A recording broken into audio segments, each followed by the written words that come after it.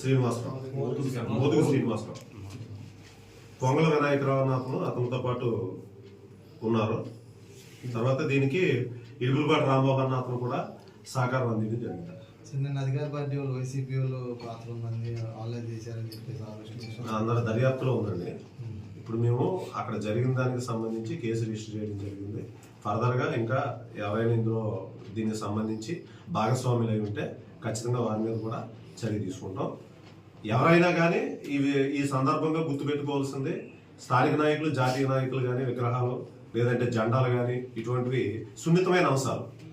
వీటి మీద ఏమైనా అభ్యంతరాలు ఉంటే తగు విధంగా ప్రభుత్వాధికారులకు కానీ లేదంటే కోర్టుల్లో కానీ తగిన విధంగా ఫిర్యాదు చేసి వాటి మీద పరిష్కారానికి కృషి చేయాలి తప్ప ఈ విధంగా వెళ్ళి ధ్వంసం చేయడం ఇవన్నీ కూడా శాంతి భద్రతలకి విఘాతం కలిగించే అంశాలు అవుతాయి.